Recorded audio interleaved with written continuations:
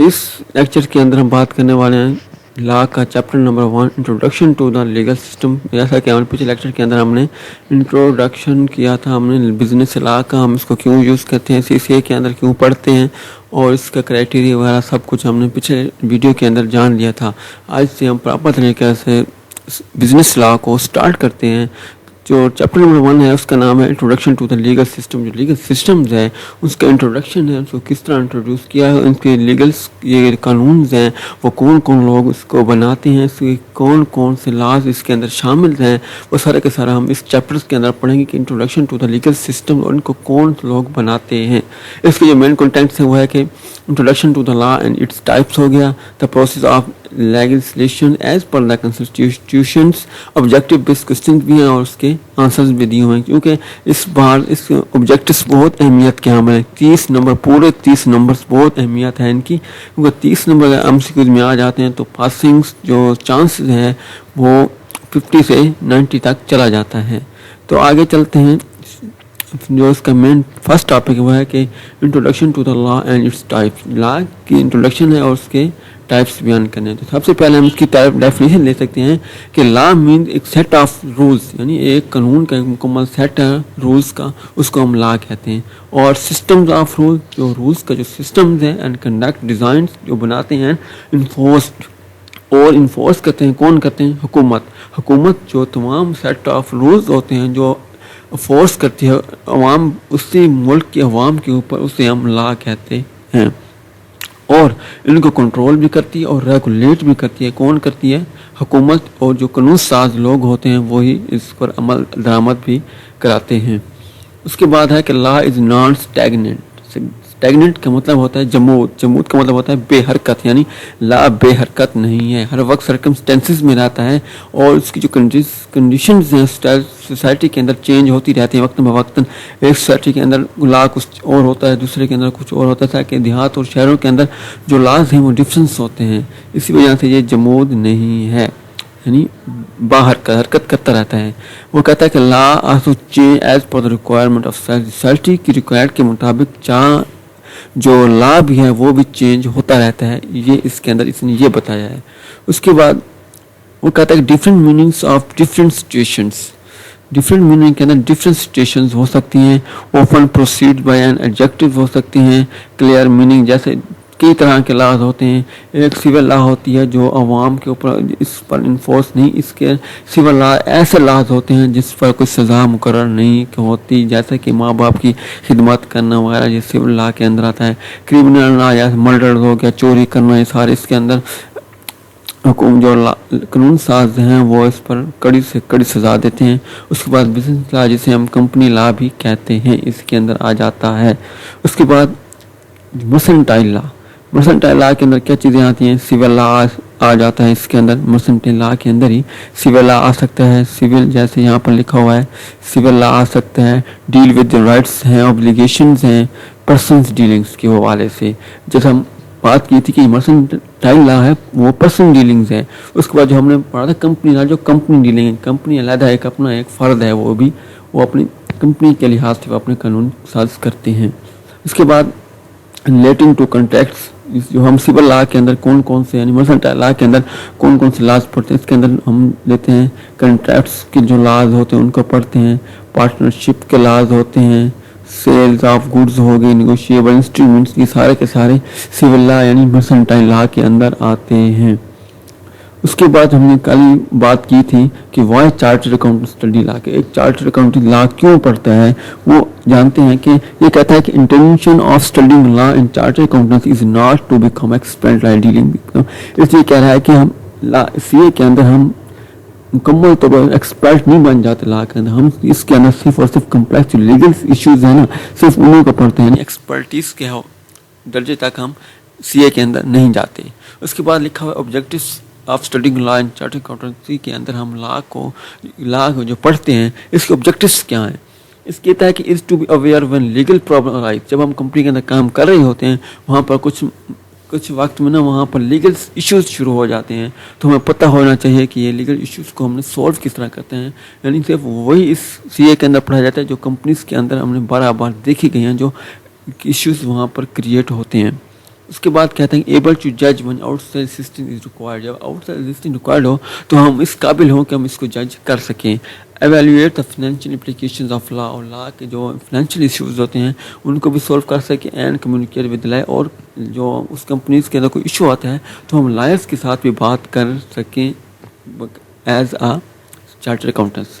اس کے بعد کہتے ہیں کہ کیا کہاں پر جو یہ لا ہے ہم پریکٹیکل لائف کے اندر بھی ایشو یوز کر سکتے ہیں, کیسے. یہ کہتا ہے کہ general knowledge of some important legal principle at how the apply certain problems will help in avoiding conflict with people around us. یعنی جو کچھ ایسے لاز بیان کیے گئے ہیں جب ہم جو انوائرمنٹس کے اندر موجود ہوتے ہیں وہاں پر کچھ نہ کچھ پرابلم ایشوز پیدا ہوتے رہتے ہیں, تو وہاں پر ہم ان جو لاز کی جو قوانین ہیں ان کو سمجھتے ہوئے وہاں پر کچھ جو مسائل ہوتے ہیں ان کو ہم سولو کر سکتے ہیں. سول لا ہو گئے, دو بھائی آپ جھگڑ پڑے یا کوئی زمین کا کوئی مسئلہ آ گیا تو وہاں پر ہمیں پتہ ہونا چاہیے کہ یہاں پر جو لا ہے جو کون سے یوز ہوتے ہیں. سیلز آف گڈس کا ہوتی ہیں وہ بھی ہم لا کے مطابق کر سکتے ہیں. جو مین ٹاپکس وہ ہے کہ سورس آف لا ان پاکستان. جو لا ہے ان پاکستان کے اندر اس کا سورسز کیا ہیں, کون لوگ ان لاز کو بناتا ہے. لا کنسسٹ آف رولز, یعنی جو لا ہے کون کس پر مشتمل ہوتا ہے, رولز پر.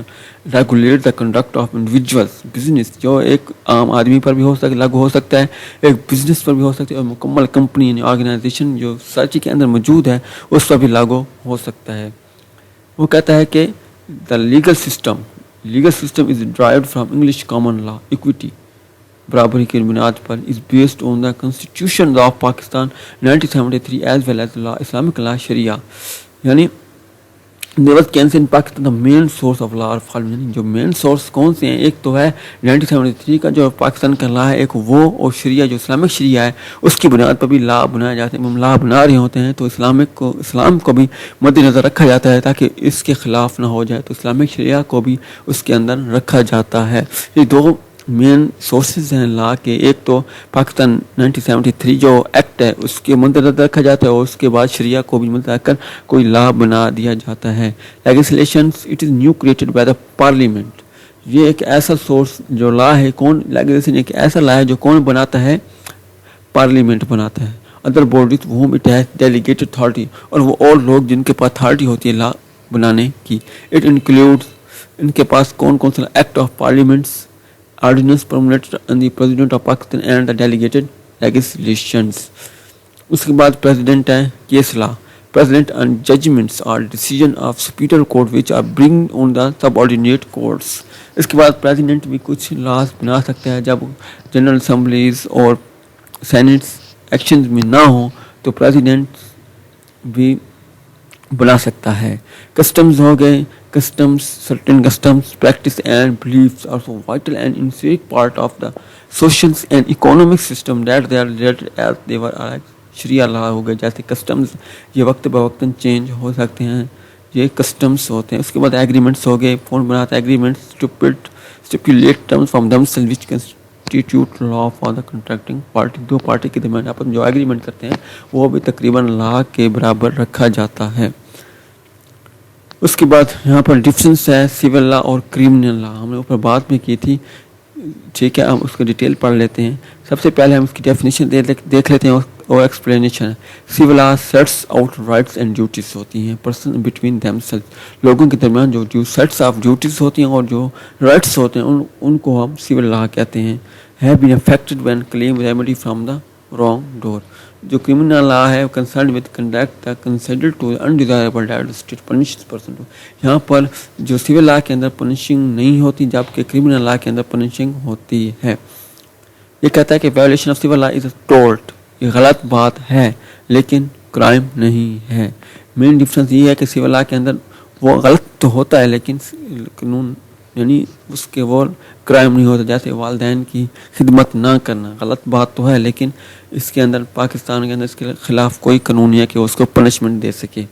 اس کے بعد legal actions may be brought by state against individual who are accused or being breach of criminal law. یعنی کوئی بھی لا جب کوئی شخص بریچ کرتا ہے تو اس کے شخص کڑی سزا دی جاتی ہے, یہ کرمنل لا کے اندر آ جاتا ہے.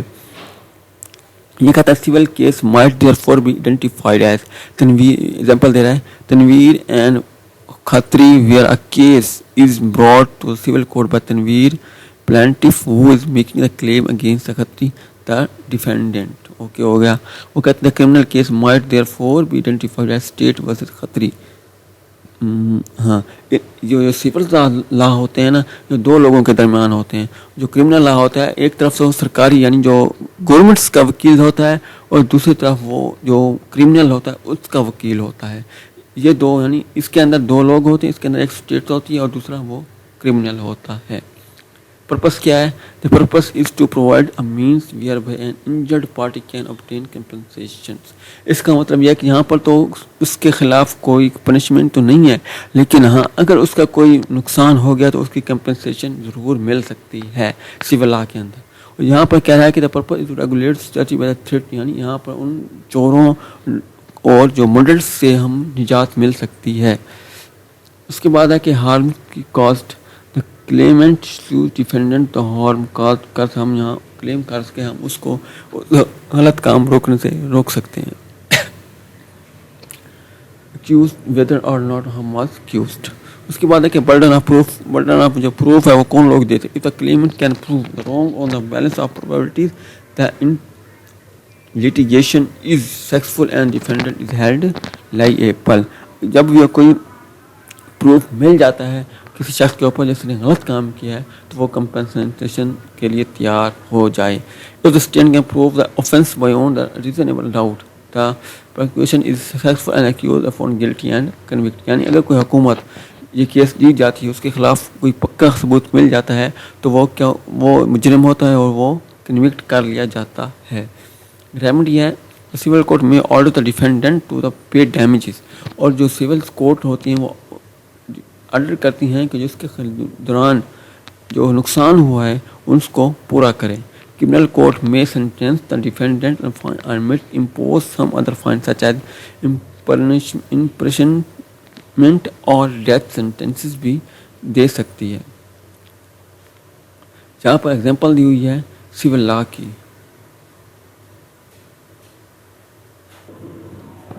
जहाँ पर सिविल लॉ की एग्जाम्पल दी हुई है कि प्रॉपर्टी डिस्प्यूट्स हो सकते हैं, दो लोगों के दरमियान वर्क रिलेटेड डिस्प्यूट्स हो सकते हैं, एक्यूशन नेग्लिजेंस के जो डिस्प्यूट्स होते हैं वो भी हो सकते हैं, claims by consumers against manufacturers और सर्विस प्रोवाइडर्स हो सकते हैं, कोई सर्विस प्रोवाइड करनी हो वो अच्छी तरह ना करें. कमर्शियल डिस्प्यूट्स हो सकते हैं, बिटवीन बिजनेस एंटिटीज़ हो सकते हैं, कॉपीराइट डिस्प्यूट्स हो गया, claims of defamation of characters हो गया, टोर्ट जिसे कहते हैं. उसके बाद disputes about the illegal breach of contract act. उसके बाद क्रिमिनल क्या है? पाकिस्तान पेनल कोड है, एंटी मनी लॉन्ड्रिंग है और prevention of electronic crimes act हो गए. ये सारे के सारे क्रिमिनल लॉ के अंदर आते हैं. उसके बाद एप्लीकेशन ऑन बिजनेसेस. हम इन जो लॉज हैं बिजनेस के ऊपर किस तरह इसको अप्लीकेबल करते हैं. Many of the legal aspects of commercial and business law are aspects of the civil law, but the criminal law may also apply. For example, fraud and money laundering or criminal activity that may occur in business. Business के अंदर fraud होता है या तो money laundering होती है. जो दो चीज़ें होती हैं इनके खिलाफ जो कानून होते हैं वो हम बिजनेस के अंदर अप्लाईबल करते हैं. It is also important to remember that the same action may be breach of the criminal law हो सकता है. क्रिमिनल प्रोसिक्यूशंस बाय स्टेट हो सकती है और civil action by private person claiming remedy such as damages भी हो सकते हैं, वो भी इसको करना पड़ता है. एग्जाम्पल नंबर 3 है कि criminal law and civil law. इसको आपने खुद पढ़ना है. अगर समझ नहीं आती तो मुझे कमेंट में बताना है, मैं नेक्स्ट वीडियो के अंदर मैं इसके समझा दूंगा. और एग्जाम्पल नंबर 4 भी आपने खुद पढ़ लेनी है. ये थी वीडियो. आज के लेक्चर्स के अंदर हमने जो चीज़ें पढ़ी उनमें से हमने पढ़ा civil law and criminal law के अंदर डिफरेंस पढ़ा. उसके बाद सोर्स ऑफ लॉ पढ़ा और हम अब लॉ को कहाँ प्रैक्टिकल लाइफ में कहाँ यूज़ करते हैं और हम लॉ को सीए के तौर पर क्यों पढ़ते हैं. और डेफिनेशन मर्केंटाइल लॉ पढ़ा और डेफिनेशन ऑफ लॉ भी इस वीडियो के अंदर हमने पढ़ा. नेक्स्ट लेक्चर तक के लिए इजाज़त दीजिए मुझे. खुदा हाफिज़.